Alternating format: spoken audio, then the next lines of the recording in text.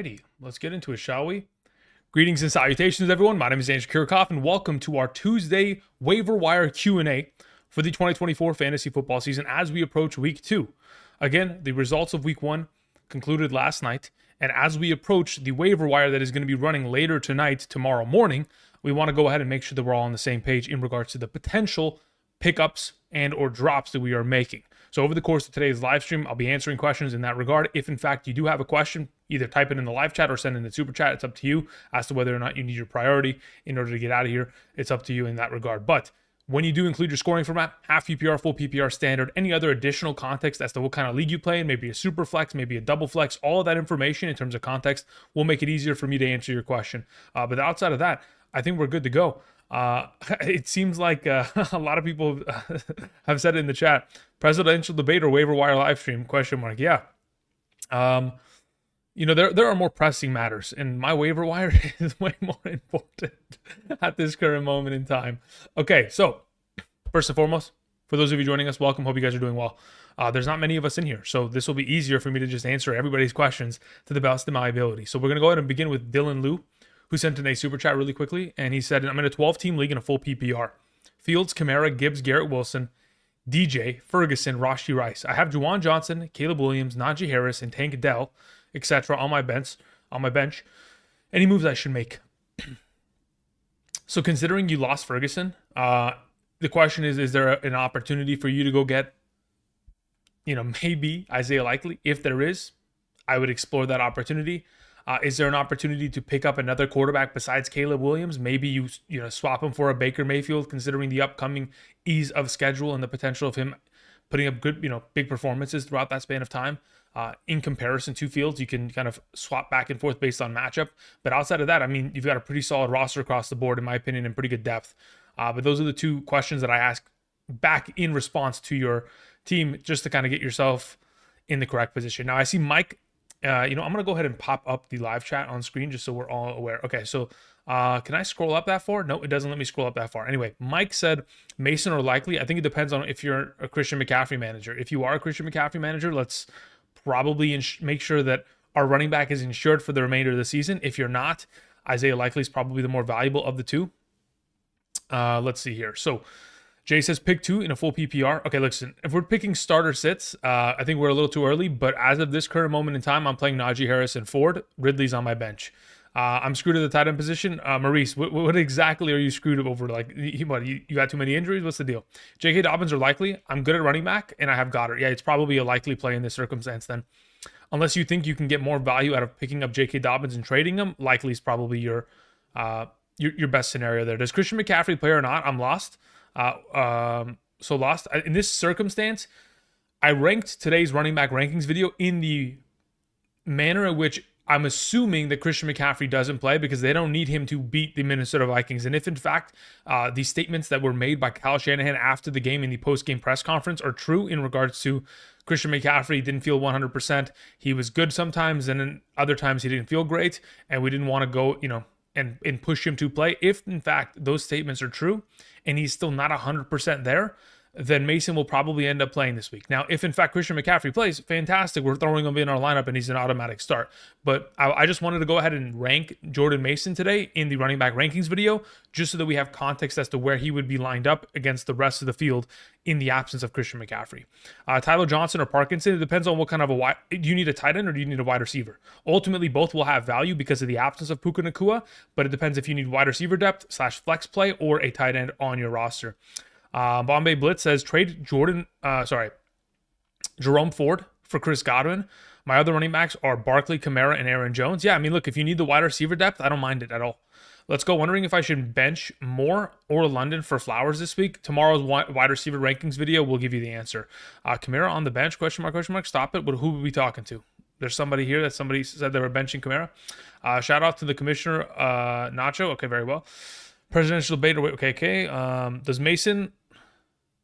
Does Mason like Burrow or JD5 better? I don't even know what this is. But Burrow versus Jaden Daniels, I'll take Jaden Daniels, especially this week. Speak Your Piece sends in a super chat. Thank you, Speak Your Piece. So I just traded Lamar, Jacobs, and Pacheco for Anthony Richardson, Mixon, and Kyron Williams. Okay, so you traded the number 4 quarterback for my number 5 quarterback. Then you traded. Mixon's going to have to live up to it. So as of right now, because of the Jacob slash, the scenario with Jordan Love missing time, I can understand why you made this trade, but Mixon's really going to have to live up to the potential of Jacobs and Pacheco rest of the season for this to work out. Because Kyron's going to, Anthony Richardson's going to. It's just a matter of can Mixon compete with these two. Obviously, the first game was relatively promising, so going forward, we're just going to have to continue to hope that Mixon can stay healthy and continue to ball out as he did in Week 1, which I don't think is out of the realm of possibility in terms of his consistency. All right, let me go ahead and scroll down here. I need to change the chat to the live chat just so it doesn't glitch out on me. It just glitched out on me. I broke it. I messed it up. Oh, there we go. Okay. So, iShine101 sends in a super chat. Thank you, iShine. Appreciate it. Says, sub Drew. Rest of season, J.K. Dobbins or Tyjae Spears? I think it's relatively simple. I'd rather have J.K. Dobbins the rest of the season. Is on the wire in my Superflex League as my RB3 PPR. Is Dobbins' schedule gets tough after week 2? Thanks. Listen, it doesn't really matter after the schedule change. If he's going to be given somewhere between 12 to 15 potential opportunities per game for the remainder of the season as a, I guess, part-timer or split share of this backfield, he deserves to be on your roster rather than Spears. I know that Brian Callahan did come out and say that they want to give Spears more touches, but evidently he's still going to be the number 2 in comparison to Pollard, and Pollard will probably be the running back that they're going to use in between the tackles. And also Pollard, in my opinion, is a better receiving back. But nonetheless, between the two, yes, I'll still take Dobbins. Schedule-wise, again, it's just a matter of is this offensive line and is this offense equipped enough to take on those matchups? I think they'll be fine. I'm not too concerned about it as it currently stands. Why is Lazard not on your waiver wire targets? Because the video that I posted yesterday was before the Monday Night Football game. Every waiver wire Monday video is before the Monday night game. So that is primarily why. Otherwise, if I was to rank Lazard, I'd probably put him ahead of Rashid Shaheed. Probably as my number 3 wide receiver pickup behind Brandon Cooks, Demarcus Robinson, and it would be Lazard number 3. Drop Keon or Shakir for Bowers. I had Ferguson. Yeah, I mean, you're probably going to have to drop one of these two. In order to get more tight end depth. In this scenario, you're probably going to drop Shakir. Yeah, probably. I mean, even though I don't love it, I think you kind of have to. And then you pick up the Bowers play. And then once Ferguson goes onto the out designation, you can then put him on your IR and then pick Shakir back up. I need another running back in a full PPR. I'm torn between Madison and Bucky Irving. Does Madison have more upside? Just nervous about the injury and Raiders offense. Listen, I think in a PPR format, he's more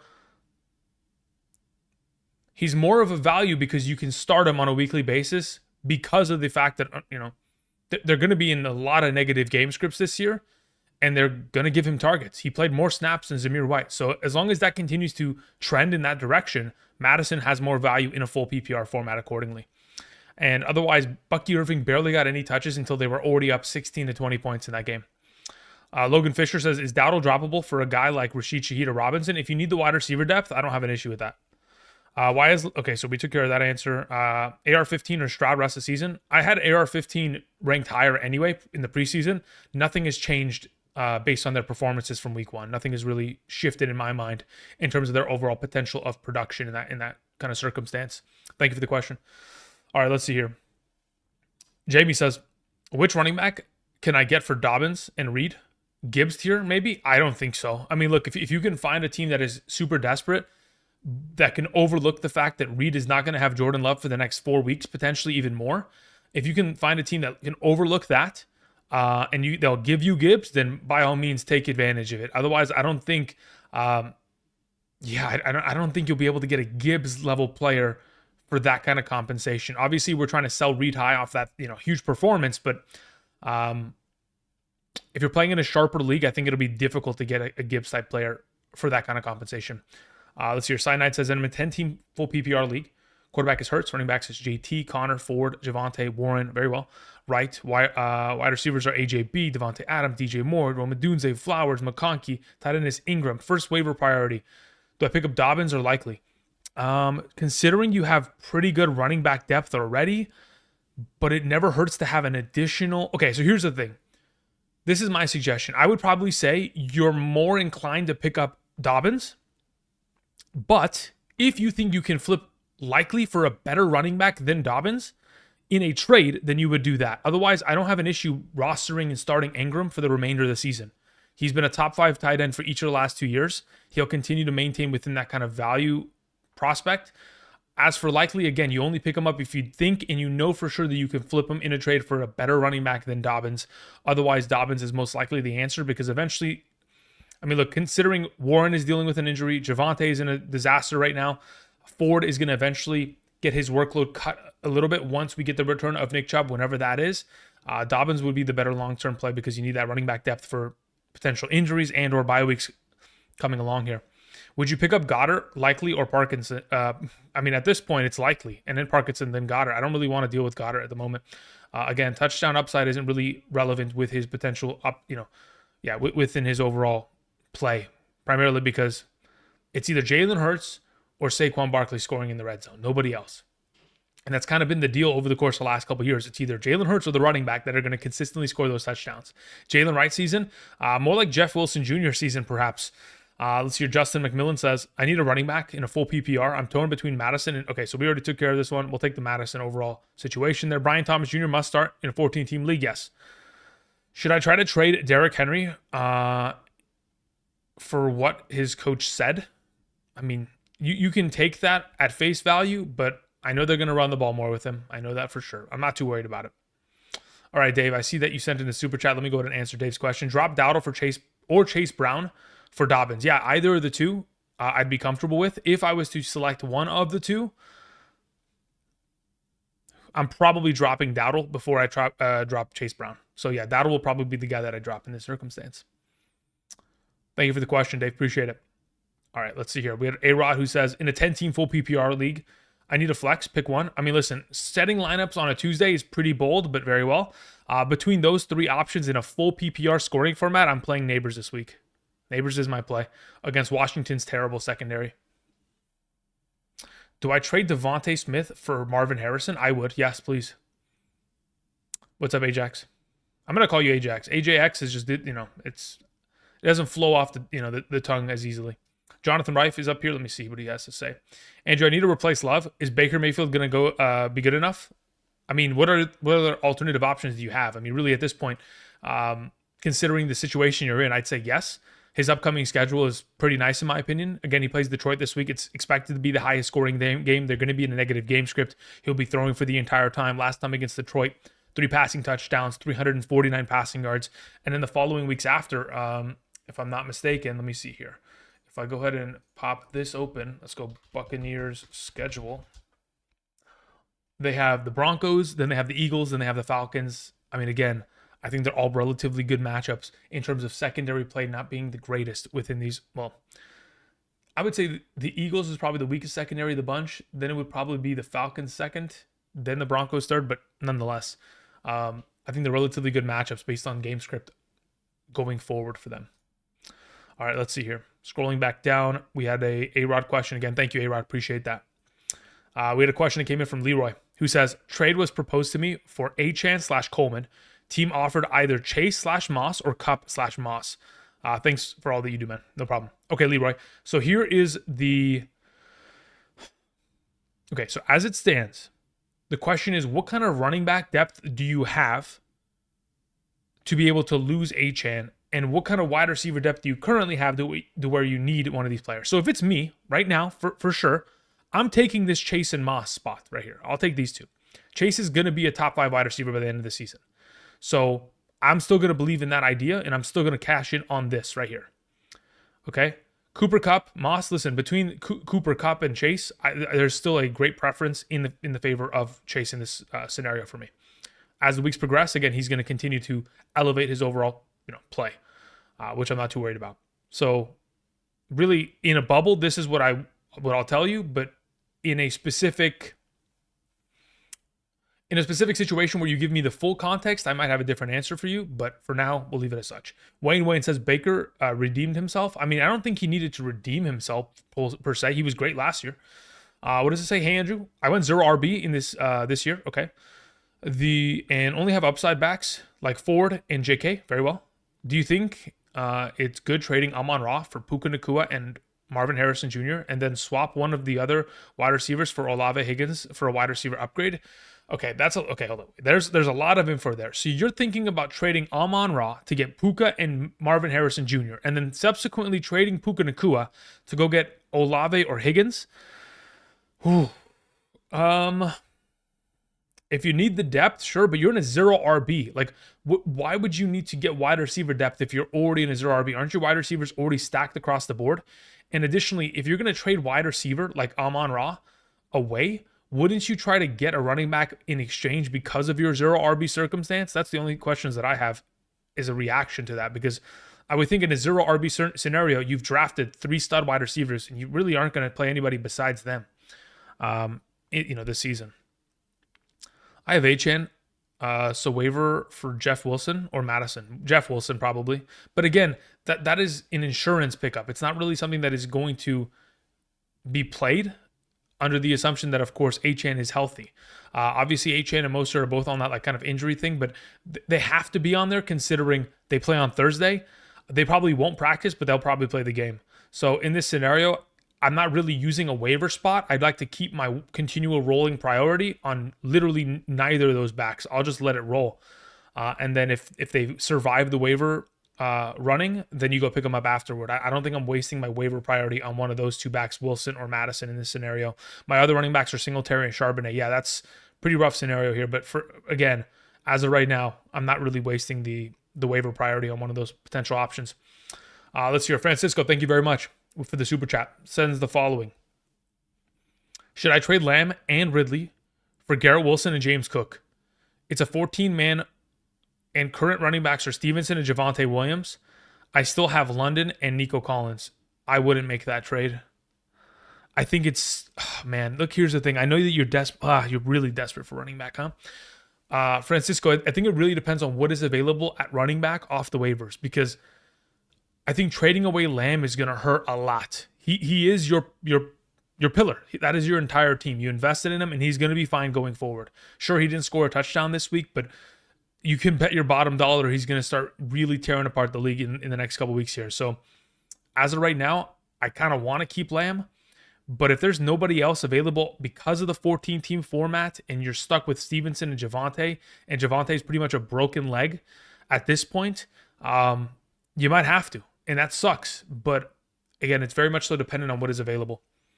Steven Drakes, thank you very much, says, thanks to you. I picked up and played Mason and won. How bad is Christian McCaffrey injury? I mean, it's bad enough to where they hold him out. But I also think the fact that he was limited in practice last week does say that there's progressing signs of him improving. Otherwise, he wouldn't have practiced, right? Also, would you flex Pittman over Ford this week? Pittman against the Green Bay Packers secondary, which again, I think you could take advantage of that secondary over Ford versus Jacksonville. In a full PPR, I probably would. But in a half standard, I don't find myself very much so inclined to do so. Hey, hello, Andrew. Low priority on waivers. Zamir White owner. Should I try to grab Madison and lock up the backfield? Also, are Dowdle and Hubbard droppable? Dowdle, I don't know if he's I don't think either of those two are droppable. Look, Hubbard's going to be the starter for the next couple weeks. If you find yourself looking at your matchups and thinking, I'm never going to use Hubbard in the next 4 weeks, I don't need to utilize him. And, by the time I do need to utilize him, Jonathan Brooks is already going to be back. At that point, you can then just go ahead and ship Hubbard off. Dowdle, I'm still going to keep just in case in this scenario. If you'd like to drop Hubbard and pick up Madison just to lock up that backfield just in case anything happens in the coming weeks, I don't have an issue with that at all. Okay, my YouTube chat just broke again. We're going to get to, you know what? I'm going to do this really quickly just so I can refresh and make sure that this thing is starting to work again. For those of you who are joining us today, thank you. Welcome. Hope you guys are doing well. It's a Tuesday night, and we are trying to answer questions before waivers run, of course. So if you guys have any questions, please be sure to go ahead and type it in the chat or send in the super chat, and make sure to include your scoring format. It's greatly appreciated. Additionally, if you guys haven't yet already, click the like button down below. It is greatly appreciated in terms of supporting the channel and continuing the growth of the channel. Again, I think we recently hit 86,000 subscribers again. Can't thank you guys enough. Appreciate it. Okay, so questions that were sent in that require priority in terms of super chats. Deadstock says, good wide receiver / tight end. Have Montgomery and Bijan Robinson and need another running back. Would you drop JSN and AD Mitchell for Bigsby, Bucky Irving, Madison, or Jalen Wright?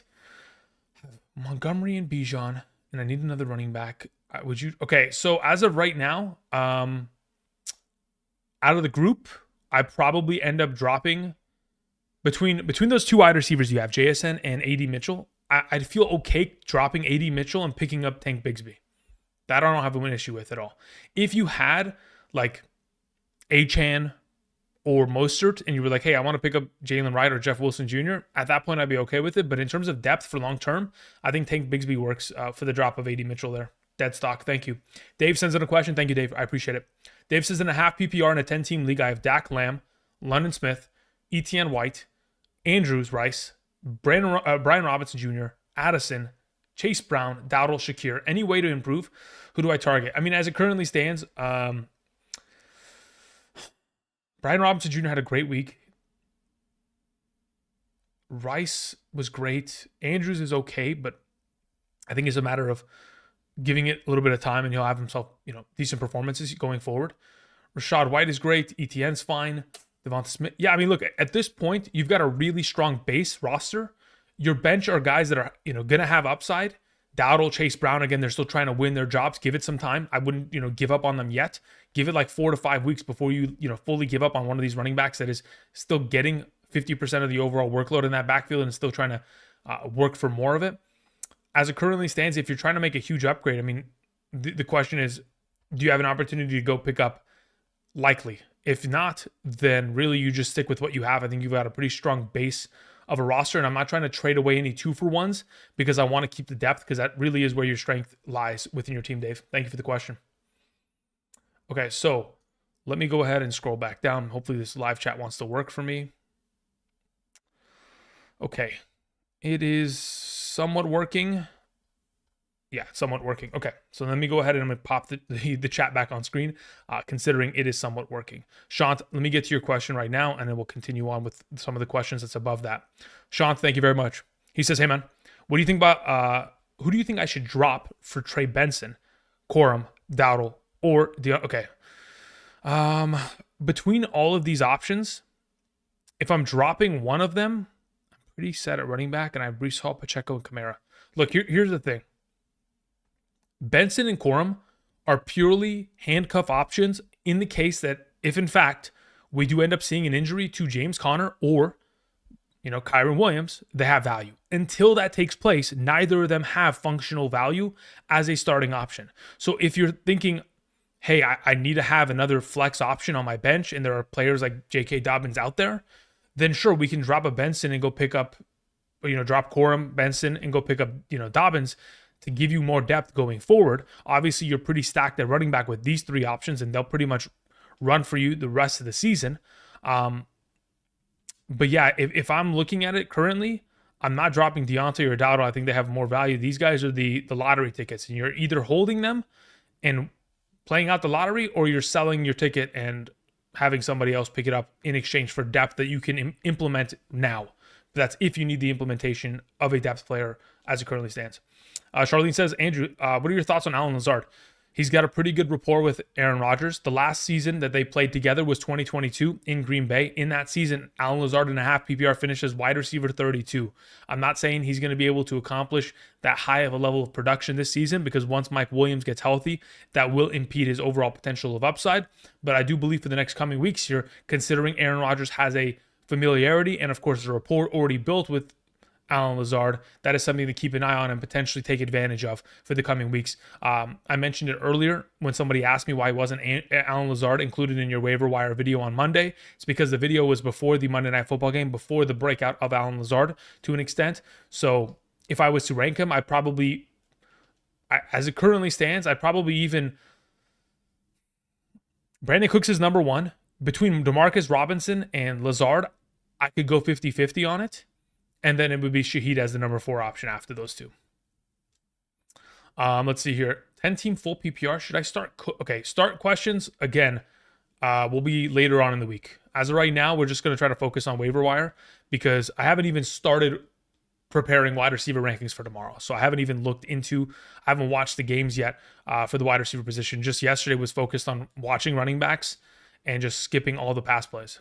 just so that I can focus purely on that position. So tonight will be wide receivers. Brian says, I want to pick up Likely off of the wire. Who should I drop for him in a PPR? Watson, Dobbs, McLaughlin, or Ferguson? I'd keep Ferguson on roster. It's probably, I mean, whoever Watson is that Deshaun Watson? I mean, I don't know what other Watson there is. Justin Watson? Christian Watson? If it's Christian Watson, we probably keep him and we'll drop Dobbs. Yeah, that's probably what it is. It's probably Christian Watson. We'll drop Dobbs for Likely in this scenario, Brian. Should I start the GOAT, Alan Lazard, or Brian Thomas Jr.? Probably Brian Thomas Jr. as it currently stands. Hey, Andrew, in a full PPR, is it worth dropping Singletary, Moss, or Sutton for Dobbins long term?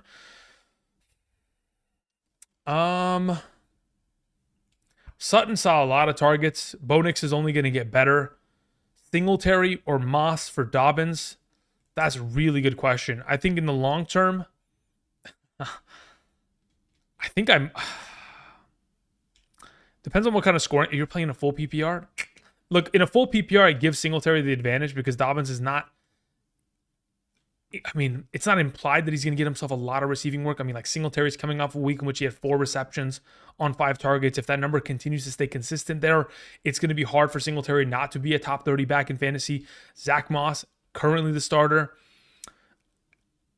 It's tough. At this point, I don't want to drop any of those guys. Do I feel strongly enough about Dobbins to tell you to drop them? No, and that's why I hesitate to do so. Okay, let's scroll back up here. Francisco had a follow-up, says, Francisco again, top 3s. What is this? Okay, we have Justice Hill, Madison, as in Alexander Madison with 2. Okay, yeah, it's not D's, but it's T. Anyway, of those 3 options, okay, so let's go back up to Francisco's really quick question. Dave, we took care of you. Yeah, that's right. Okay. Francisco. Lamb, Ridley, 14 team. Still have these options. Yeah, okay. So if those are your available running backs on the waiver wire, you probably, I mean, you'd probably go pick up Madison, but starting him every week is going to be a disaster. So I mean, again, you might have to just bite the bullet here and make the trade and get that James Cook part going for the remainder of the season, which hurts, but kind of the scenario you're unfortunately in as it stands. Let's see here. Let me scroll up. Palmer or Cooks? I'd probably rather have Cooks as of right now, considering the Ferguson injury. Olave or Monty for Waddle? Olave and Monty for Waddle. No, I'd rather have Olave and Monty.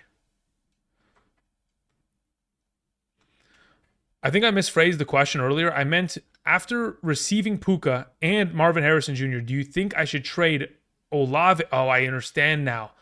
Or Higgins for a running back upgrade? Yes. Well, here's the thing. Is it smarter? Okay, so here's my, legitimate suggestion.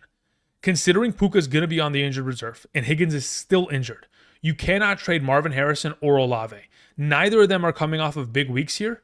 So if you were to sell them in a trade, you're pretty much getting pennies on the dollar of value based on where they were drafted.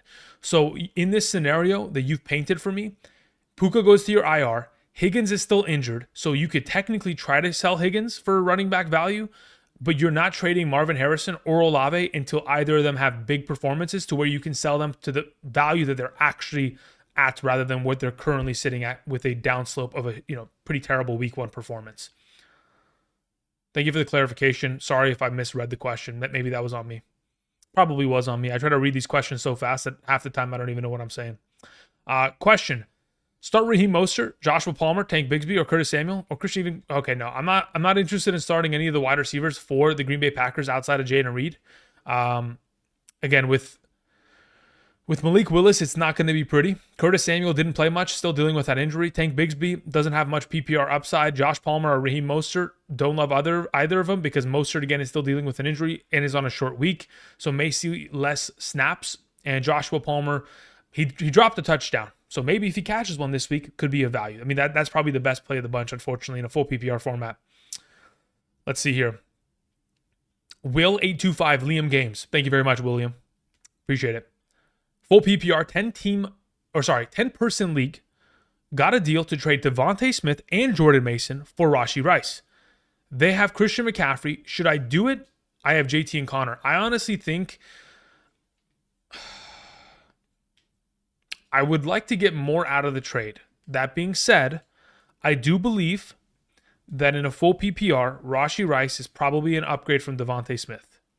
That being said, it's not that much to where I'm like, you're making a fantastic trade. You're fleecing him. Like, I want something else. I don't know what it is, but maybe I want more. Like, obviously, because it's the Christian McCaffrey manager, they value Mason the most. So unless they have any other wide receiver option that you can go after, if that's the best deal you can get, I don't have an issue with it.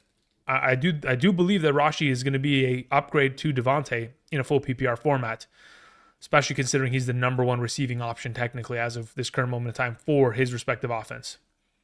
But I would have loved a little bit more than just Rashee. But still, good value. Let's see here. Chris says, would you start Fields over Stafford this week? Fields against Denver or Stafford against the Cardinals? I'd probably end up playing, Look, again, I haven't even watched film yet for quarterbacks. Again, this is generally for waiver wire questions, but as it currently stands, if I was just objectively tell you right now in a bubble who I'm starting, I probably end up playing Fields. What week Andy Dalton going to be the starter? For what? For the Carolina Panthers? Never. Unless there's an injury, he'll never come in. Let's see here. Where is this next question? Moss and Godwin for Adams and Stevenson. Yeah, I'll take the Adams and Stevenson side. I don't have an issue with that. Sounds good to me. Any recommendations that I should do with Jamar Chase? I want to trade him, but I don't know what. If you're going to trade Jamar Chase, you better get Justin Jefferson back, Amon-Ra St. Brown back, A.J. Brown. If you don't get a first-round pick in exchange for Jamar Chase, you've made a mistake, right? That's kind of the objective truth of it. I drafted him in the top 7, 8. I better get back a value player that is in that range. Now, if you're getting back multiple players in exchange, then it becomes a little bit trickier as to what kind of a suggestion I make based on, obviously, you need a wide receiver in return, but also more compensation on top of that. Let's see here. Smooth Criminal says, trade Pitts and Pollard for Kincaid, Javonte, and Swift. Trade Pitts and Pollard for Kincaid, Javonte, and Swift. Okay, so here's the deal. Pitts and Kincaid, preseason value, back-to-back. As for trading Pollard for Swift and Javonte is in the doghouse right now, for me at least. That was one of the worst weeks I could have potentially ever saw Javonte, producing. Additionally, Swift, decent opportunity, but it was severely outplayed by Pollard's efforts. If you need the running back depth, you make the trade because over time, Javonte and Swift will be of more value and service to you, especially with Spears getting more touches going forward. But as it stands, Pitts and Kincaid are identical value. It's just a matter of which of the running back combos you prefer. If you need the depth, you take the depth. Otherwise, you just hold Pollard. Watson or Shaheed? Probably Shaheed until, again, with Jordan Love out, Watson's not really a startable option. I was going to pick Mason, but my opponent has Christian McCaffrey, but I need to find a replacement for Puka. Interesting. Why don't you pick up? Well, look, the question is, the only reason I guess in your scenario you would ever pick up Mason is if you can trade him to the guy that you're playing this week and steal a wide receiver off of his team. Otherwise, yeah, you're kind of stuck in a position to where you probably need to prioritize wide receiver because of your Puka situation there, unfortunately. Let's see here. Scrolling down after Smooth Criminal, we have Justin. Thank you, Justin. Says in a full PPR, Justice Hill or Alexander Madison off of my waiver. Probably Alexander Madison. Justice Hill, again, he had himself a pretty solid week in week 1, but that's primarily because, again, they were in a negative game script and they were throwing the ball 42 times in that game. Oftentimes, the Baltimore Ravens don't even get, near that number, and they won't for the remainder of the season until they get into games in which they are, of course, pushed to the limit or going to straight out lose, which, again, the Baltimore Ravens don't lose very many games throughout the season. The Vegas Raiders are implicated in nearly probably being underdogs for the remainder of the season every game. We'll have to wait and see. But Alexander Madison has more value in a full PPR as it currently stands. How are we feeling about Chuba Hubbard? A dart throw late rounds, but looking for insight. As of right now, not looking great. If that Carolina Panthers offense doesn't significantly improve sooner rather than later, we may never see any legitimate value out of Chuba Hubbard until, of course, the return of Jonathan Brooks. And by the time Jonathan Brooks returns, he's just going to outright take the job because of how poorly Chuba Hubbard and Miles Sanders are playing. But again, I wouldn't even blame Chuba Hubbard. Like, the offensive line was getting throttled because they're just stacking the box and saying, hey, go ahead, try to beat us with your arm, Bryce Young. You're not capable. Let's see here. Scrolling down to Elements. Thank you, Elements. Says in a half PPR 10-man league, 2 flex running backs. Very well. Okay, 2 flex. Running backs are JT, James Cook, Gibbs, Mostert, Chase. My wide receivers are Allen, Dobbs, Kupp, Flowers, Josh Palmer. Is getting Mason with the number 1 waiver a good idea? Okay, so here's the thing. In your scenario, considering the running backs that you have on roster, I would suggest one thing only. You would only ever pick up Jordan Mason if you were going to flip it and trade it to the Christian McCaffrey manager. If you do not believe that there is a possibility in which you can do so and get enough value back, I would probably suggest you hold your number 1 waiver spot, because in future weeks, there's probably going to be other injuries in other scenarios in which you are going to need to hit the waivers, and having the number 1 priority for the remainder of the season until that moment arises is probably going to be of value to you. So unless you can flip the Mason pickup for an actual commodity that you can trade for with the Christian McCaffrey manager or somebody else that's interested, it's probably in your best interest to hold. Which, again, it's tough to hear in week 1, but again, you got to remember it's a marathon. Christian McCaffrey for Mixon and Tank? No, I'd rather just hold Christian McCaffrey there. Dolan. Let's see here. Okay, scrolling down. Pick up likely for Jaleel. If you're going to drop Jaleel McLaughlin, that's fine. I mean, I don't love it. He touched the ball 15 times, which is, ridiculous. But hey, you need the tight end upgrade, so you might as well. If that's the worst player on your bench, I think you're in a pretty good spot. Dynasty, how much fab are we dropping on likely? In Dynasty, I think it's different than in a redraft. I think in a redraft, in a redraft right now, I think that there is an objective truth that if you legitimately want to for sure get him, you're going to have to spend 30% of your fab, which is a ridiculous number. But I think that is probably what it's going to take, because it's still week 1. And because of perhaps a lot of the overreactions that are going to occur because of the tight end position playing poorly. Again, you got to remember, guys like Mark Andrews, Travis Kelce, Evan Ingram, Dalton Kincaid, all played poorly. Additionally, guys like Jake Ferguson, David Njoku did not play well. Even Laporta didn't have a good week. So because of all of that, there may be an increase in the potential of someone saying, hey, listen, Likely's young, Mark Andrews is getting old in a dynasty league. I'm going to spend even higher than that. Don't be surprised. But in a redraft, I think 30% is probably going to be the average number that we see tonight after it runs, which is pretty crazy. But at the same time, I don't blame everyone for, freaking out. Because, again, when you play one fantasy league, you don't watch too much fantasy, you don't watch too much football. Overreactions happen. And, I'm here to help, even if you do spend 30 on a tight end of that caliber, because it could end up panning out. You never know. He may end up being a top, 5-6 tight end by the end of the season, and it's all worth it. Maybe even more, Corey Miller, thank you, says, I hate my team after week 1. I have Goff, Connor, Aaron Jones, Ford, Amon-Ra, London, Olave, Kittle, Bucky, Keon Coleman. I'm in a 12-team league. What do you suggest that I do? How can I make this team better? I'm going to be honest. You don't have that bad of a team, bro. I don't know what you're talking about. You got to, okay, sure. Amon-Ra St. Brown, Drake London, Chris Olave, they did not play well. But do you think that's going to be a consistent thing for the remainder of the season? Objectively, ask yourself. You have to just look in the mirror and be like, do I actually believe that Amon-Ra St. Brown, London, and Olave, and Kittle are just going to be bums for the remainder of the year? If you think that's the truth, trade them all away. Get rid of them tonight. Start hot cake selling. But I'm telling you, objectively, you just got to chill. You got 3 great running backs. All of them scored double-digit fantasy points. All of them found the end zone via rushing touchdowns.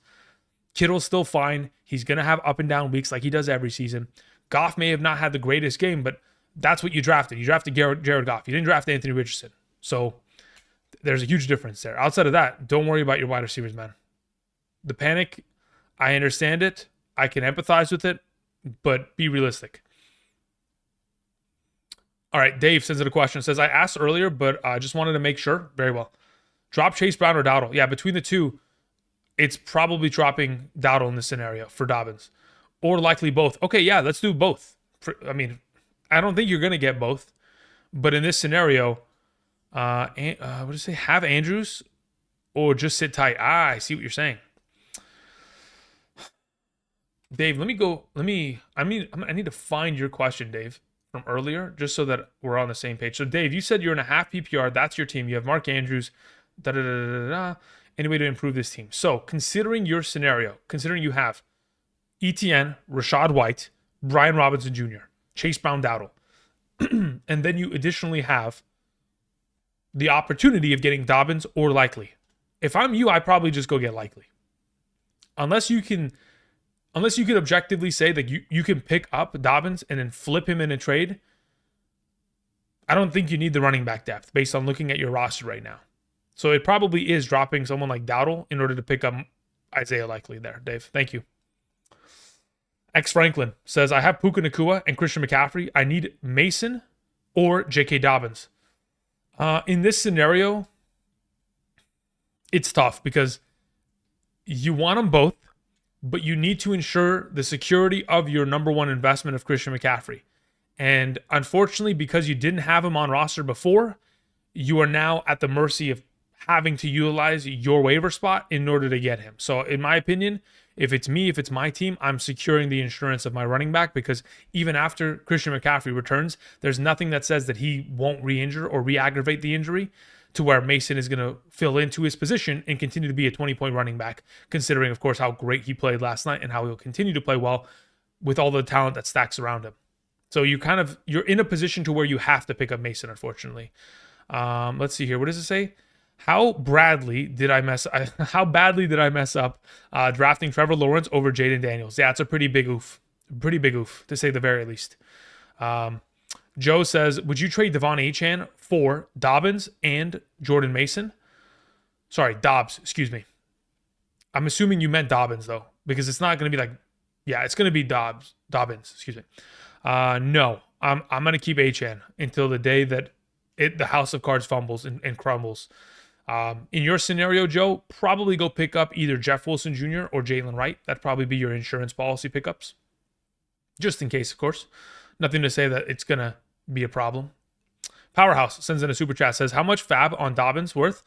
As it currently stands, I think it depends on what you need. If he's going to be your immediate starter, I'm willing to spend upwards of 30% legitimately.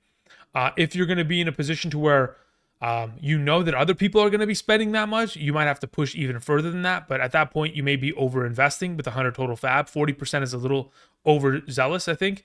I think in order to secure it, it's like 25 to 30%.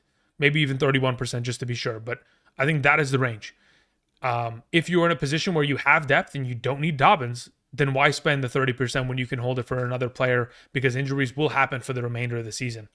But yeah, if you're in desperate need of a running back, you're like, hey, listen, I've got Javonte and I got Swift and I'm in trouble, then maybe we can go ahead and take the Dobbins play for maybe somewhere between 25 to 30%, depending on what you know your league mates are going to do and how typically they react. Like if I'm you, I go back to last season's league, I go into transaction trends, and I go back to week 1 of last year and I see how much people bid on Kyren Williams and then correlate that to potentially what the number is going to be this week out of Dobbins. Steven Drake says, I have both Achane and Mostert in a half PPR. Would you pick up Jalen Wright? Yes, you probably should. Jalen Wright and even maybe Jeff Wilson Jr., to be honest. Okay, let's see here. Scrolling down. Joe follows up and says, would you trade Devon Achane for J.K. Dobbins? Oh, yeah, we already answered that question. So, yeah, I wouldn't. I'd keep Devon Achane. Diego says, should I send Mason and Burrow for Allen to the Christian? For Allen, like as in Josh Allen or Keenan Allen, because there's a huge difference. If you're going to get Josh Allen in return, yes, please, and thank you.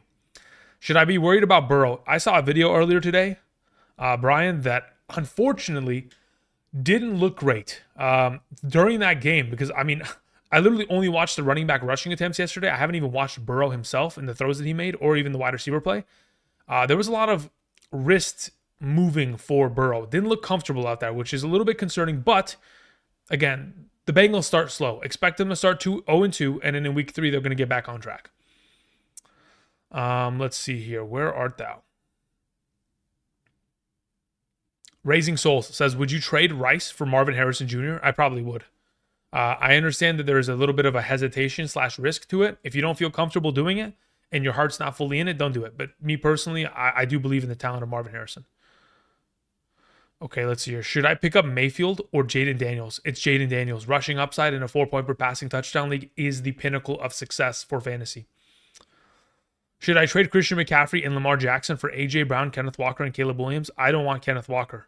Not Kenneth Walker. I don't want Caleb Williams. What is this? Caleb Williams is not going to do anything for me. You can't start him. So in this scenario, you're basically like at the mercy of whatever's available in your waiver wire. I mean, again, it depends on what's available. Do you have Jordan Mason? Are you trading him away because you don't have Jordan Mason? What's the deal here? More context is probably required in this scenario. Okay, let's see here. Okay, before I continue to answer some of these questions, which I will, I want to thank you guys for joining us today. Again, just going to be live streaming here for probably the next, 30 minutes or so, answering as many questions as I can prior to the waiver wires running tonight. If you guys haven't yet already, do me a favor, click the like button down below. Additionally, if you guys have not checked out Underdog Fantasy in regards to signing up, using code Andrew and making a first-time deposit, you guys can go ahead and get my rankings every single Sunday morning for the remainder of the season, weeks 2 through 18. These rankings are by position: quarterback, running back, wide receiver, tight end, kicker, and defense, flex, half PPR, full PPR, by tier, all-encompassing rankings. So if you guys are interested, all you got to do is sign up using code Andrew and make a first-time deposit, minimum of $10. The only thing that's stopping you potentially is if, in fact, you've made an investment, or if you've made a first-time deposit before with my code in a prior season or somebody else's code, or if you're not eligible based on this Underdog map. That would be the only thing. Outside of that, you can also check out the Patreon. All of the content that is available there, again, is all of that I'm offering in this scenario and much more. So if you're interested, there's links down in the description to both of those. Thank you very much for the support. I appreciate it. Okay, so let's go ahead. I know that Jonathan just sent in a question. Let me answer that question, then we'll continue on with some of the prior questions that were sent in.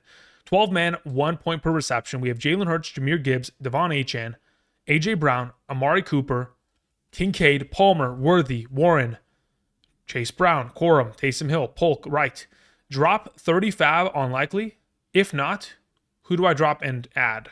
I don't know what's available in your league, but considering your starting tight end is Kincaid, I don't think you need to drop 30 fab on likely unless you're in a scenario in which you're like, I'm going to get likely and then flip him for an improvement on an alternative position. So, for example, if you're going to say, hey, Andrew, I don't like Amari Cooper as my wide receiver too. What I plan on doing is spending 30 fab on likely, then taking Amari Cooper, and then upgrading a wide receiver. I would say 2 thumbs up, let's go for it. Or picking up likely, getting Worthy, going after another wide receiver.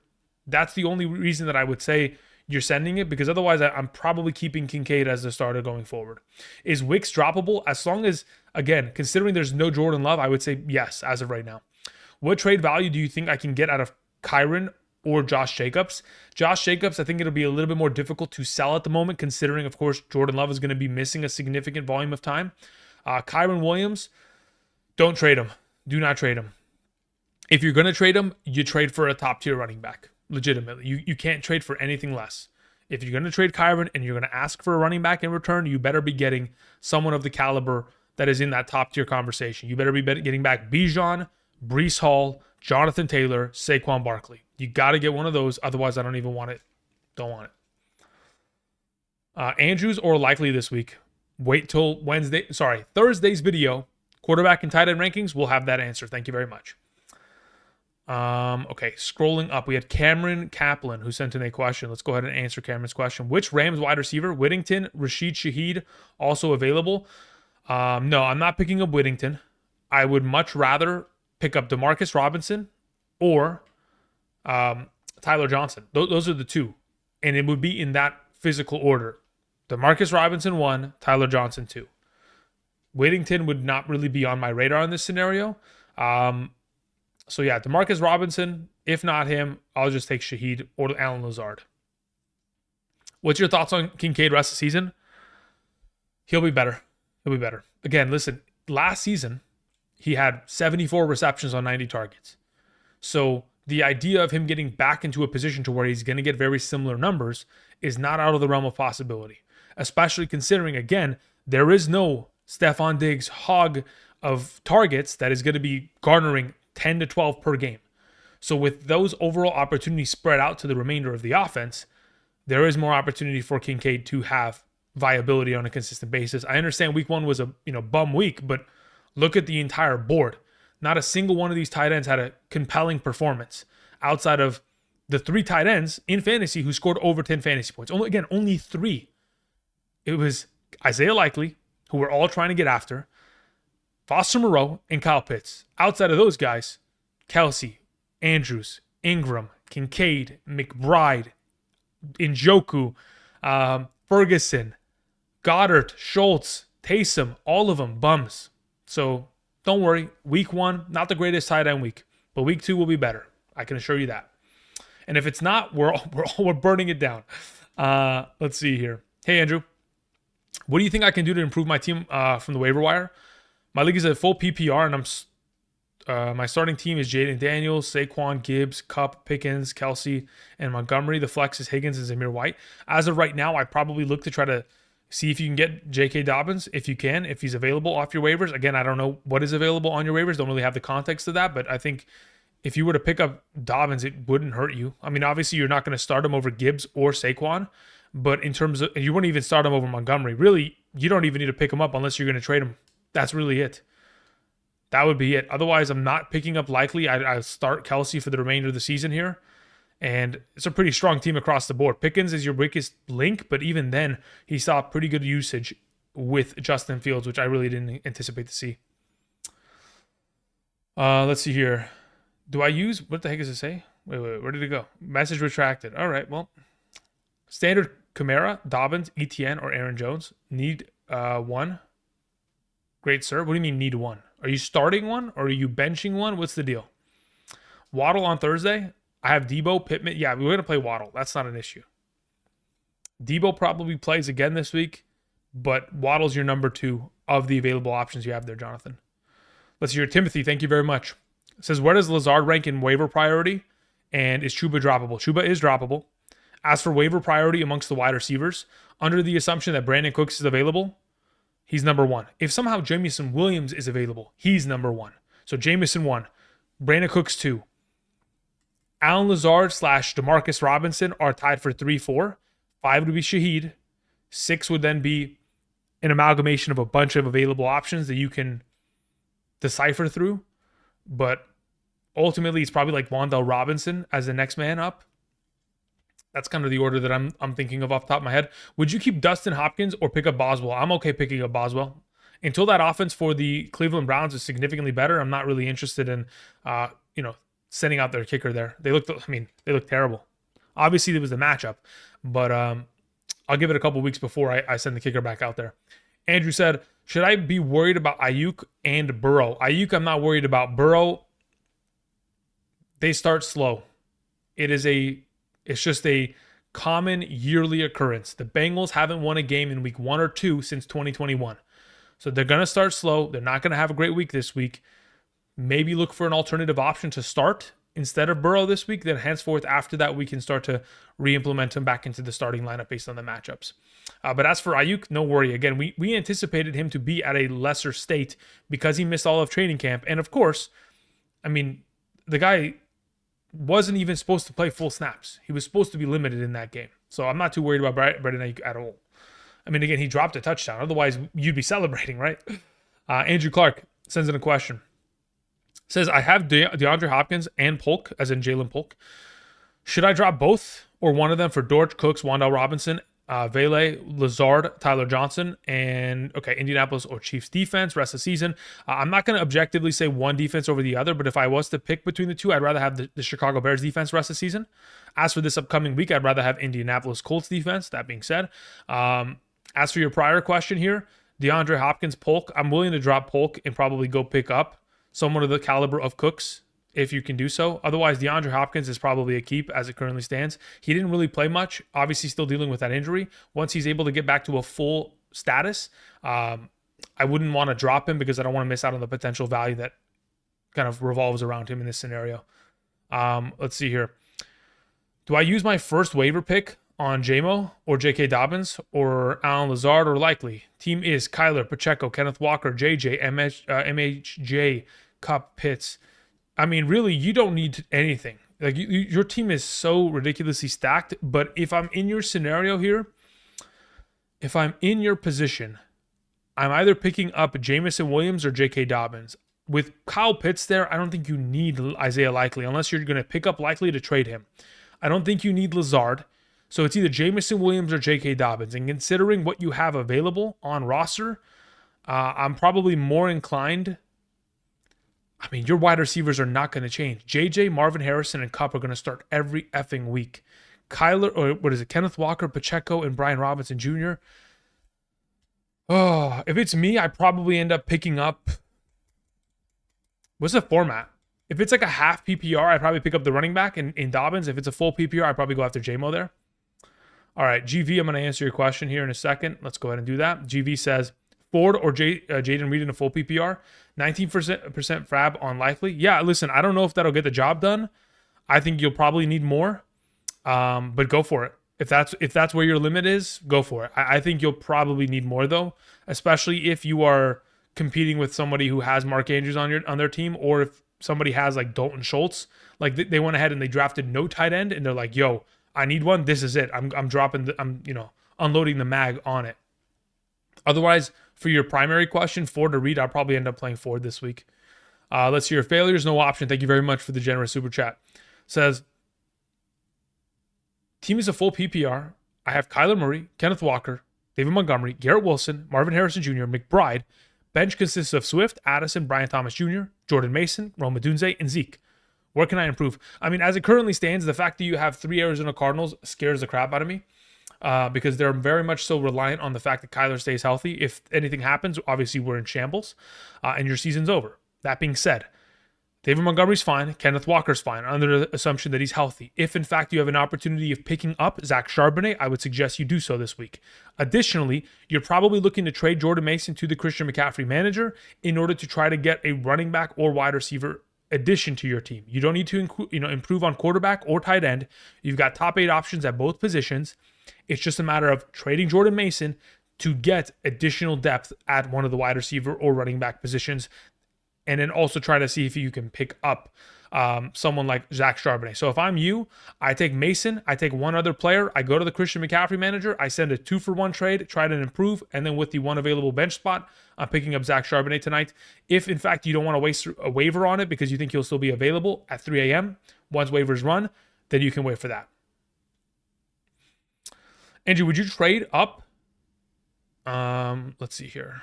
And be top heavy or have depth throughout the year? I'm always about depth. I think depth is, it's so vital. Unless you think, okay, look, here's the thing. Depth is only super valuable when you play in a extremely deep league. When I'm talking about like 12 teams to 14 teams, not too many bench spots, you need to have applicable depth that can jump in at any given moment. If you're playing in a league in which you're in a 8-team, 10-team league, you don't need depth. Top heavy and just fucking blast teams every week. That's how you got to play it. But that's only in leagues where you have 8 to 10 teams. Apologize for the profanity. It felt highly necessary in that moment, Robert. Let's see your full PPR waivers, Dobbins or Mason. Again, you're only going to pick up Mason if you can 100% guarantee that you can pick him up and immediately trade him to the Christian McCaffrey manager for an improvement. If you are the Christian McCaffrey manager, then you're just picking him up outright. Hey, Andrew, thanks for all the advice and help. Would you start between Gibbs, Kamara, and Dobbins this week? Half PPR. Flex is currently Reed. Beautiful. Hey, listen, this is a great question. I posted a video earlier today in regards to my top 40 running back rankings for week 2 of the 2024 fantasy football season. Do me a favor, go check out that video, click the like button down below, and subscribe to the channel. All right, but no, seriously, I did post a video. If you want my reasonings on it, you can go ahead and hit that, but otherwise it's Gibbs and Kamara as your 2 starting running backs. Probably flexing Dobbins in that scenario, their handle. LJ, what's up? Says Andrew, 3 out of 4 of my week ones. Consider yourself lucky, LJ. Consider yourself lucky. That is not a commonality. Mr. 305 says, Stafford, Baker, or Fields? And Deontay Johnson or Sutton? I'll take Sutton as of right now. Between Baker and Fields and Stafford. Are you filling in for Jordan Love? If that's the case, I'd probably just take Baker there and I'd ride with him. If you're just looking for hey, I want a backup rest of the way, I'll pick up Fields. I would have said Stafford if Puka was healthy, legitimately. But that's the biggest issue that I have, is that he doesn't have Puka. And they play Arizona this week, which they're going to be running the ball down their throat. Let's see here. Should I pick Ronnie Rivers up over Blake Corum? Probably not. Because if, in fact, Kyron was to ever go down, Corum would be the next man up. It wouldn't be Rivers. Would you drop Keenan Allen or Alan Lazard? No, I wouldn't. Especially with Roma Dunze dealing with a knee injury, I wouldn't.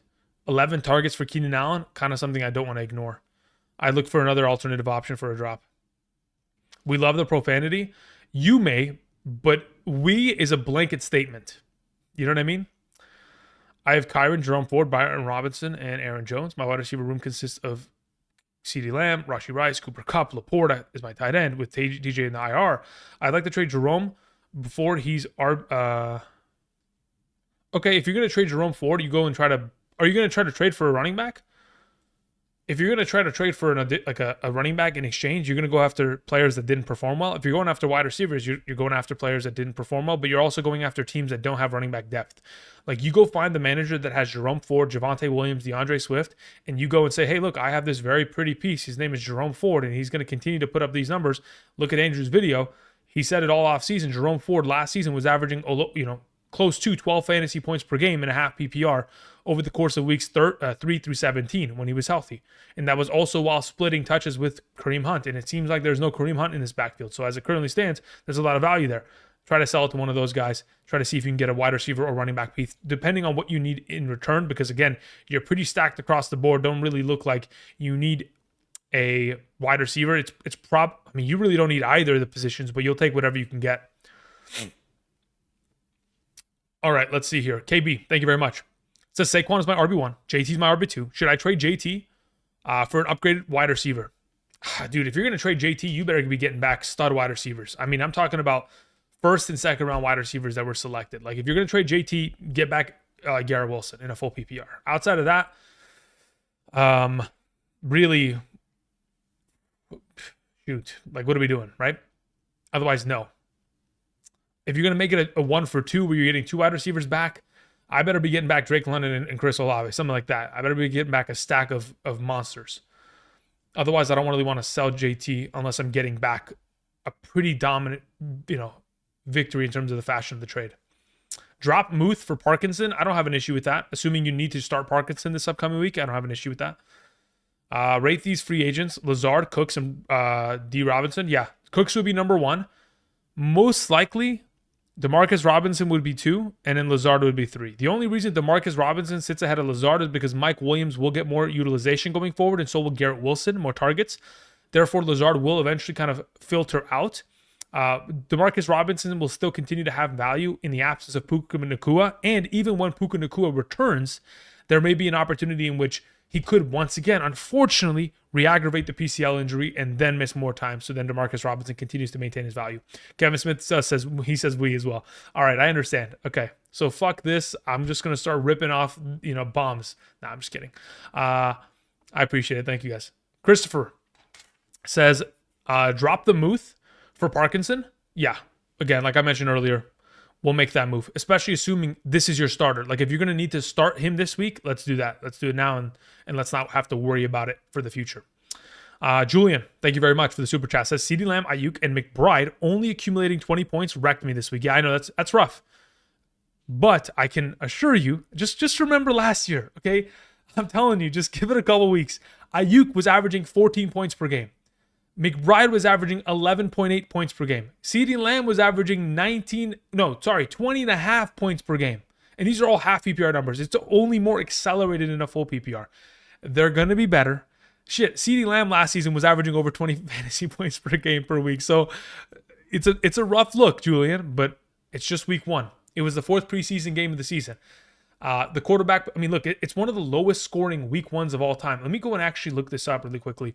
I know that the broadcast on Monday night did say that it was the 5th lowest passing yards in the last 20 years of the NFL season in week 1. But I also want to check in terms of total touchdowns scored. How many touchdowns were scored in that game for the Jets? The Jets scored 3. And how many Debo scored 1. Mason scored one. Let me see. NFL. How many touchdowns were scored by the 49ers total as an offense? I'm not talking about special teams or defense or anything like that. Let's see here. They scored 2. Okay, so the Jets did score, 3. Got it. Okay, so in this scenario, that's 5 touchdowns. So 71, that's not bad. It's closer to 2022. Imagine 2023 week 1, 61 touchdowns scored. This year 71. So imagine how terrible week 1 of last year was, and we're complaining now. Imagine. We'll be fine. Just give it time. Thank you. All right. Let's see here. Mo Money sends in a question. Mo Money says, drop Deontay Johnson for Lazard, Shaheed, Robinson, or Madison. I'm not going to drop him for Madison. If you're going to drop Deontay Johnson, you better get a wide receiver in return. I'm probably leaning towards either Robinson and or Lazard. Kind of up to your preference as to what you believe between the two. I'm kind of leaning towards Robinson. But if you like the idea of Lazard and the rapport that he's already built with Rodgers in the past, I don't have an issue with that. Yeah, drop the F-bombs. I mean, listen, man. I don't like doing it, but it is what it is. What are your thoughts on Marvin this week? They play against the Rams. He should be significantly better. Let's just put it that way. Listen, I am knocking on every door this week and asking if they want to trade Marvin Harrison before the performance that will make him an untradeable piece occurs, which will happen in due time. Been an hour with the same question. LOL, please help Andrew. Sorry, Kamikaze. Kamikaze says in a half PPR, I have Richardson, Pittman, London, Breece Hall, Josh Jacobs. Actually, let me throw this on screen so I don't have to read the whole damn thing out loud. Kamikaze's question. Okay. Deontay Johnson, Myers. Who should I target on the waiver to improve? Wide receiver, running back? I mean, as it currently stands, considering you have Pittman, London, Breece, Jacobs, Singletary, Deontay Johnson. Listen, if I was in your spot, I'd probably end up trying to go in and get, if I'm in your position, Kamikaze, and Dobbins is available, I'll take Dobbins. If Dobbins is not available and the next best available player is potentially Brandon Cooks, I mean, I think you can pass on it and just continue to build up the waiver priority. If it's a fab league, then at that point, I'm okay putting a bid in for potentially maybe like 5%, maybe 6%, maybe 7% if you're feeling spicy tonight, and dropping like, one of these other potential options for him for Cooks. But outside of that, not really too interested. Let's see here. Have Isaiah Likely need running back depth? What are the backs I should target that are realistic? Okay, here's the thing. Realisticness is irrelevant as to what I tell you. The value of Isaiah Likely going forward is purely based on what teams are willing to give you for him. So even if I tell you, hey, listen, Julian, what you need to be doing is going out and trying to trade Isaiah Likely for running backs who underperformed in week 1. Therefore, what I'm looking at is the potential of, can I go take Isaiah Likely and a running back on my team and go try to trade for, let me think about this. Who's the caliber that we want? Because you're not going to get any of the hot shots. So you're pretty much, so like, even if I tell you, yo, go take Isaiah Likely and go get Najee Harris, right? Unless that team needs the tight end and needs Najee Harris, you know what I mean? Like, needs the tight end more than they need Najee Harris. Or unless you go to a team that really needs tight end and has the running back depth to kind of even meet your stipulations of what you need on roster and what they're willing to give you, it's tough. It's just a matter of like, what are they willing to give you? And when I look at the running back performances of week 1, like, again, realistic is not, I just hate the word vocabulary wise in this scenario, because I just don't think it applies. Like, if I'm going out there, like, I'm trying to trade for Josh Jacobs right now. 11 points, poor performance, sure, but then I'm going to wait until Jordan Love comes back and I'll eat whatever. I'll tank the next couple weeks of mid performances to get the upside. I'm trying to get Travis Etienne right now. I'm trying to get Derrick Henry right now. Like, these are the guys I'm going after. As to whether or not you're capable of getting them, because I'm not going out and trading for Zach Moss. I don't have an issue, an interest in that. And I'm not going out to trade for, I mean, you can't afford any of these other backs. You're not going to trade for Kenneth Walker or Alvin Kamara. At that point, you're out of luck, unfortunately. But yeah, unless you're going to trade for backs that have underwhelming week 1s, James Cook, James Cook, Josh Jacobs, Travis Etienne, Derrick Henry, let it rip. Najee Harris, I guess, is the most realistic, to be honest. Okay. Let's go ahead. Let's update this. A couple more super chats came in. Just want to answer them really quickly. First one comes in from Mango, who says, drop Addison or Charbonnet for likely. Considering Addison is probably going to be put on the questionable tag on all of our platforms until he's designated out, because he most likely will miss this upcoming week, I'm more inclined to drop Addison, pick up likely, then later in the week, try to pick up Addison again and immediately put him on my injured reserve. Keep Charbonnet just in case, of course, Kenneth Walker injury is more serious than anticipated. I'd like to have the starting running back of the Seahawks going forward, if possible. Xavier Pert sends in a super chat. Thank you, Xavier. First on the waivers, should I get Mason, Olave, or... Okay, first and foremost, before I get to the second question, Olave or more rest of season, who do you have higher in your rest of season rankings? As it currently stands, I'd probably say I have Olave ranked higher rest of season. Still, just like I had before the season started, I'll keep Olave in that scenario. As for Mason, you only pick him up if you're a Christian McCaffrey manager with a number one waiver. Or, unless you believe you can pick him up and flip him in a trade. Otherwise, if you pick up Mason and you waste your number one waiver wire and you don't get a trade out of it and you don't get anything out of it, quite frankly, and McCaffrey ends up playing in week 2, you've done yourself a major disservice. And yes, you'll still have Mason for the remainder of the season, and you will... I'm not going to even say it. You're going to hope that something terrible happens to McCaffrey, but... unless you have the ability to swap him in a trade, or unless you have McCaffrey, I don't think you're wasting the number one waiver. I don't know if it's technically, maybe waste isn't the correct terminology, but yeah, you're just not going to utilize it for something that's not going to immediately help and impact your team. Okay, I think we're good to go. Let me go ahead and answer a couple more questions. Let's see here. We had a couple super chats that were sent in. After Xavier Pert, we had Kevin Smith, who says, full PPR. First on my waivers, drop Deshaun Watson for Mason or likely. I'm stacked at wide receiver. My quarterback is Goff. No tight end required. Or are there any other suggestions? Again, if you have Christian McCaffrey, you pick up Mason. If you do not have Christian McCaffrey, you can pick up Mason, but only if you can arrange a trade in which you are sending him away for, some sort of running back or wide receiver depth. If neither of those are accomplishable, I'm picking up likely. I will use the number one waiver to pick up likely. And regardless of whether it's required, likely could either become in a full PPR format, your flex, or somebody else after week 2. Let's say, for example, worst case scenario, Kincaid has another terrible week. 1 catch for 2 yards. What do you think the Kincaid manager is going to do? Come knocking at your door and saying, yo, I need Isaiah Likely. What do you need? What do you want? All right, give me Kincaid and something else. Boom. So likely is probably your play unless, again, you fall into the blocks of needing Mason for a reason.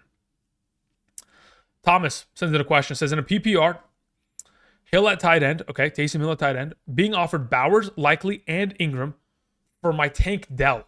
Wide receivers are Marvin Harrison, Rice, London, and Dell.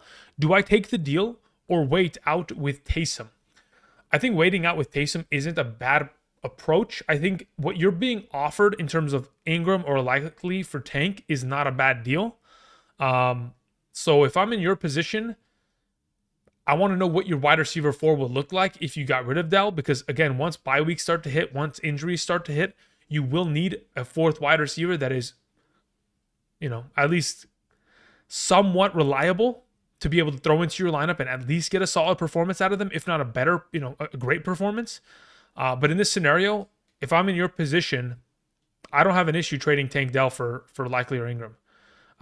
Obviously, Likely is the hot hand and the sexy name on the block, but in the form of trading Tank Dell for Ingram, I don't have an issue with that, especially if you don't want to wait out for Hill. But if you do, I don't have an issue with that.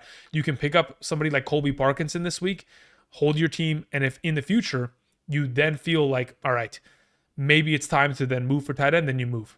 But by the time you get there, Tank Dell may have a good enough performance to where you may even be able to get a better tight end in exchange, right? So maybe patience is the approach in this scenario. Rogo sends in a question. Thank you, Rogo. Says, sup, Andrew. In a standard half PPR scoring format, Dropping Philadelphia for the Los Angeles Chargers defense. Very well. Thumbs up for that. And Dowdle for Parkinson or Shaheed. Opponent needs a tight end. Has Ferguson. Good picks, question mark. Who else should I drop? Look, in this scenario, I think you would do yourself a favor in terms of picking up that Los Angeles Chargers defense. I also think that it's probably in your best interest to, try to negate your opponent for this week, getting a tight end of the caliber of Parkinson. So I don't have an issue with that at all. As for your current roster, as to stuff that you could drop, I mean, you have Higgins, you have Shakir, you have Swift, you have Chase Brown. I'm not dropping any of those. What is available on the waivers consists of Hollywood Brown. Hollywood Brown, I wouldn't mind picking him up and throwing him on my IR if he's still given the IR designation. I don't know what platform you play on and whether or not that's the case. But outside of that, I'm not touching anything else on the waivers there, Rogo. Thank you. Keep Elliott or pick up Boswell, says Mo Money. Groupie or Santos. I like Elliott. He was great last year. He's been great so far this year. If you're looking for even more upside, I would suggest going after one of those three wide. You would go after one of the three kickers in that scenario who are playing indoors, I guess. Blake Groupie's going to play indoors this week, but I don't like the matchup against the Dallas Cowboys. Could lead to more field goals for Groupie. Boswell's going to play in Denver, which again, relatively comfortable for the kicking position, more potential length to those kicks. Santos has always been a great kicker, top 3 last season in fantasy. I think you're okay with Elliott, but if you want to pick up one of those 3, I don't have an issue with it. I think they're all great options. I don't really feel strongly about you have to pick up this person or X, Y, or Z person, primarily because it's very much so going to be a weather game as we progress. Would you do Bowers for Swift if you have Ferguson as your tight end backup tight end? Would you do Bowers for Swift? So you're getting Bowers under the assumption that, wait. Inderjit, do me a favor and explain this to me. Are you getting Bowers or are you getting Swift? That's the real question here, because that's my confusion as it currently stands. Jaden Oliver says, any moves? Josh Allen, Jahmyr Gibbs, Kenneth Walker, Brandon Ayuk, CeeDee Lamb, Dalton Kincaid, Devontae Smith. That's not the right name. Ravens defense, Brandon Aubrey, currently 1-0. As it currently stands, I don't really see any.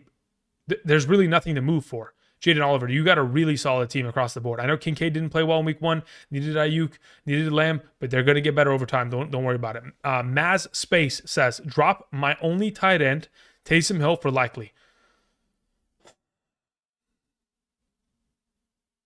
Yeah, I'll take that.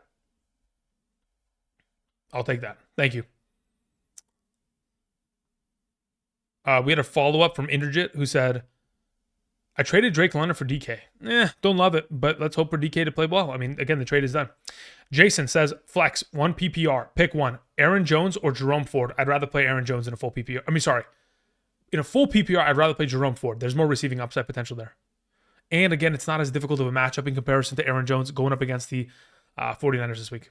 Christopher K says, should I pick up likely Cooks, Lazard, Shaheed, Mason, or Alexander Madison? I have Kincaid with Keenan Allen at the flex. Also have Kupp, Wilson, Gibbs, and Ford. As it currently stands, I'd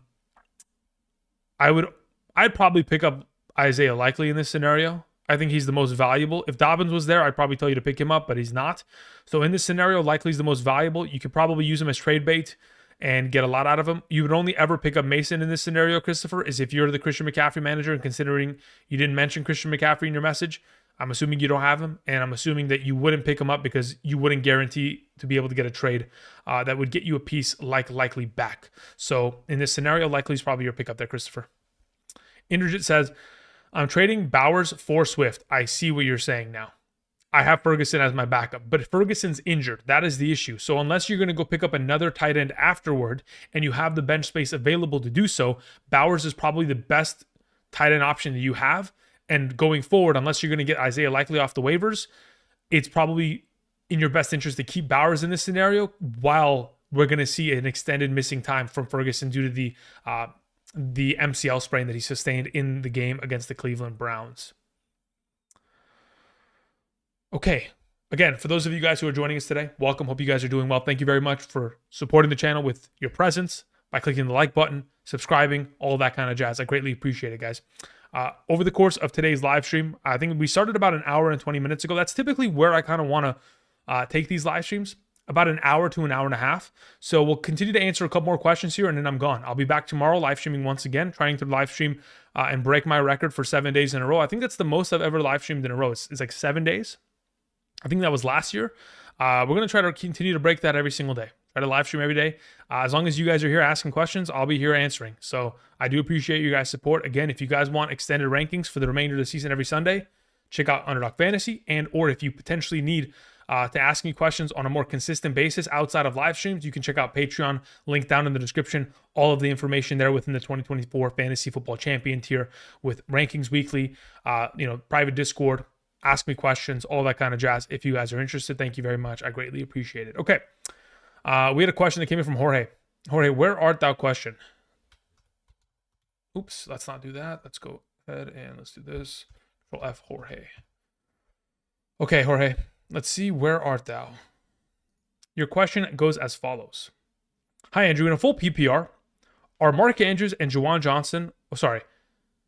In a full PPR, tight ends are Mark Andrews and Juwan Johnson. Also likely is available on waivers, but I'm currently 5th on the waivers.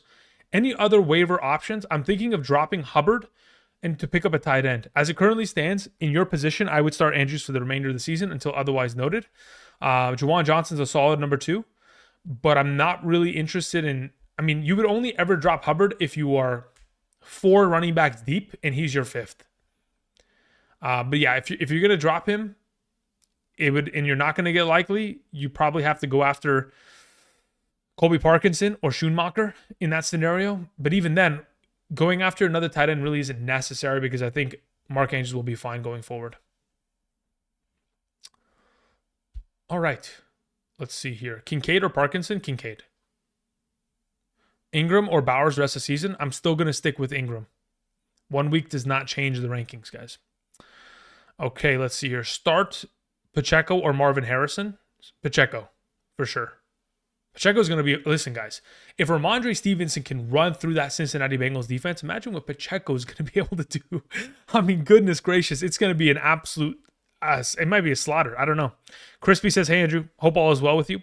Love the work. By the way, quick question. I have Achane. Should I pick up Jalen Wright or Jeff Wilson Jr. this week? Ravens or Chargers? Full PPR. I'd rather have the Ravens defense. And then additionally, on top of that, yes, try to pick up Jalen Wright and or Jeff Wilson. Jeff Wilson was active in Sunday's game against the Jacksonville Jaguars, which leans me in his direction in terms of who would be the next man up in this backfield. If Jalen Wright was active, then it would make me more confident going his direction. But considering he wasn't, Jalen Wright will probably be the latter of the two that I'm suggesting. So I'll go ahead and pick up Baltimore and pick up Jeff Wilson, just to be insured with having a piece just in case Achane and or Mostert are out on Thursday. What do we do with AD Mitchell? What do you think about AD Mitchell? He'll get better over time, but once Josh Downs returns, that's going to impact him. For those of you guys who have open IR positions on your bench, go pick up Josh Downs tonight. Don't use a waiver on it. Just let waivers run and then afterward pick him up. Let's see here. We had a question that came in from Taco. Wait, what is this? Oops, I'm trying to do this. Here we go.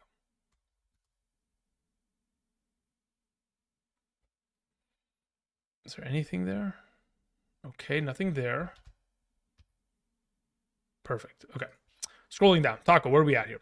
Taco says the following. In a 12-team full PPR league, should I be looking to trade Kyren Williams? And if so, why should I who should I target? No, do not trade Kyren Williams. Keep him. You're good to go. Or does Puka being hurt boost Kyren's value? Kyren's value is boosted based on what happened on Sunday night. What happened on Sunday night is that Blake Corum played 0 offensive snaps. Therein lies the designation and the declaration that it's Kyren Williams' season. Therefore, today, he's my number 1 running back for week 2. He's going to torch Arizona this weekend. If you are in the business of trading for players, guys, Kyren Williams is the running back I'd like. Thank you. Andrew says, in the 12-team full PPR league, Burrow, Najee, Kamara, Lamb, Ayuk, Waddle, pretty good wide receivers there, Kittle at tight end. What position would you target on the wire? As it currently stands, I'd probably, in your scenario, probably be looking to try to get J.K. Dobbins if potentially available.